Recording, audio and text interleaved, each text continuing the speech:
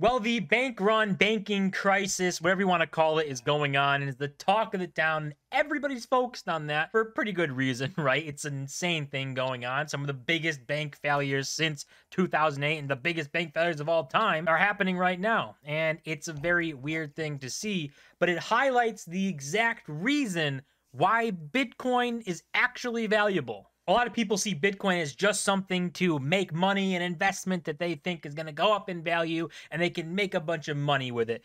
But actually, Bitcoin is extremely valuable because you can, for the first time ever, take self-custody of your own money in a decentralized fashion, and nobody can take control over it. No one can freeze you out of it. No one can take it from you.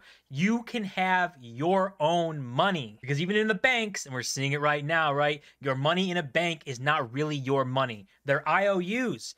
And if there's a bank run, if the bank collapses, you risk losing all of that money. Now, there's FDIC insurance, and apparently that's unlimited now, so maybe you'll never lose money again. But that still means that something has to happen. They have to print more money. The taxpayers bail it out, which could mean you're paying for yourself to get your own money back. So, that doesn't really make sense. But Bitcoin itself has no counterparty risk. And these other banks have been failing and their traditional finance system has been in trouble, Bitcoin has been thriving. Almost $25,000, a massive run up in the past couple of days. You see from March 10th at just under 20 to rally up to 25K. It hit 26 something.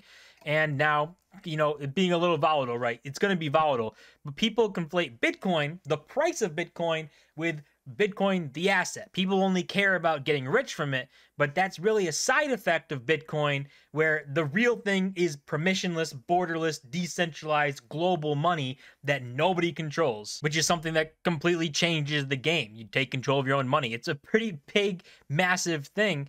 And for this Bitcoin with a predictable monetary policy, right? It only has 21 million Bitcoin. That is it. You can't create more. You can't create less. You have what you have, and you can't do anything about it. It's very different from the system we have now, where when there's a crisis, they crank the money printer and spit out more money. And then you see after they do that, your inflation hits, your savings go down, the work that you've already done that you put into savings becomes less valuable because the government decided to print some money. All of which is done without elected officials or any influence from any type of election, as the Federal Reserve is just not an elected position. They're kind of just put there by the president, and then you get what you get. Whatever they decide to do, whatever this small group of people decide to do, affects everybody. And you can see this is some of the crazy things going on right now. Historic inflation, bank runs, uninsured depositor bailouts, Fed facilities to mask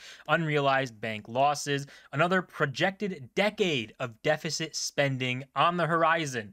Well, in Bitcoin, you got a hash rate all-time high, mining difficulty all-time high, Bitcoin held for over 1 year, all-time high, and you got the coins in circulation. So while the traditional system is crumbling and we see that the banks are failing, and in order to not let the banks fail, you got to print more money, and the cycle repeats itself because these unrealized losses that these banks took, whatever risk that they took, is unrealized losses. They don't want to take those losses, so they go to the Fed and say, hey, we don't want to lose money.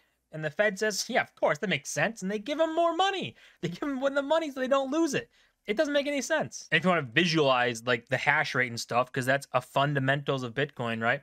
The hash rate has been moving up, new all-time highs recently on the 7th. A little bit of a move down, but who really cares, right? It's moving up. It's all-time highs after all-time highs.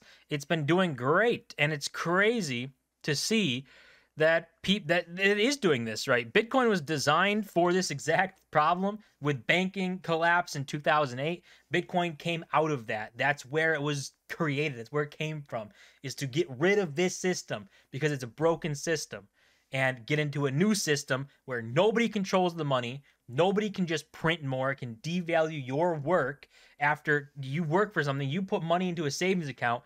The Fed is actively devaluing that. They're every year devaluing your savings because it's good for the economy and good for the GDP, and they think all of this, when in reality it's just bad for you It just makes everything more expensive as time goes on, and you can't save enough to catch up with it, because the more you save, the more purchasing power you lose. And we all know Bitcoin is on a great path when Jim Cramer, the guy who is never wrong, is talking about Bitcoin.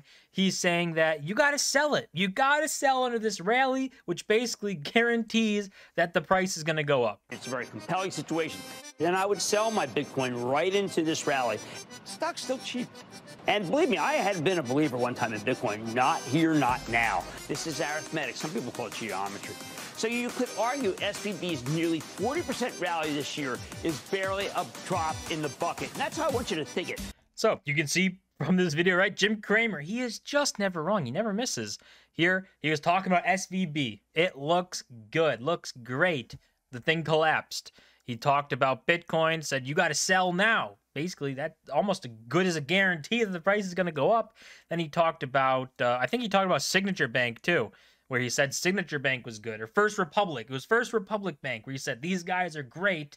And look at them now, they're not doing so great. So Jim Cramer never misses, right? Whatever he says, the exact opposite always happens. So if he's saying to sell Bitcoin, that's probably a guarantee that Bitcoin isn't done going up, right? As soon as Jim Cramer starts saying buy Bitcoin, maybe then you got to worry a little bit. And we'll end this off on Dylan LeClaire, who puts it a great way of how you should think about Bitcoin and buying Bitcoin and holding it, because there's a lot of people that go overboard that say you got to be 100% in Bitcoin, leverage everything and go in Bitcoin.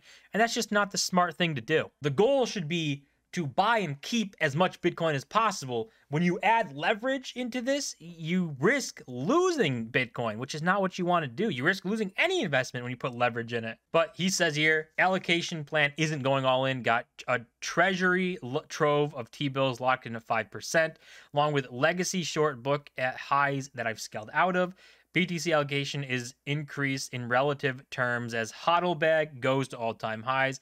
Know your time horizon, stay liquid and solvent, which is exactly what you should do. In any investment, you should be looking to buy and hold for the long term and not put any risk in there that makes it so that you might have to be forced to sell at a loss or forced to get rid of your investments because something happens. You don't want to put yourself in that position. You want to put money that you can afford to let sit there for 5, 10, 20, 30, 40 years and not have to worry about it, not leverage up everything, bet the house, and if you lose, that could really destroy your life. But you really couldn't write a better script on why Bitcoin's valuable. We're seeing it in real time right now. Banks are collapsing. If you can't trust the bank, who can you trust? Where would you put your money? That all involves trusting somebody. And in a Bitcoin case, you don't have to trust anybody. You have your Bitcoin, you can self-custody it, you got to trust yourself. If you're dumb and you lose it, then it's gone, right? You have control of your money. So that is the one part though, right? You can't be dumb, because if you are and you lose it, it's gone. There's no one to call. You can't call Bitcoin and say, hey, I messed up, can I get my Bitcoin back? It's just gone. That's going to do it for this video. As always, don't forget to smash the like button and subscribe, and I'll see you guys in my next video.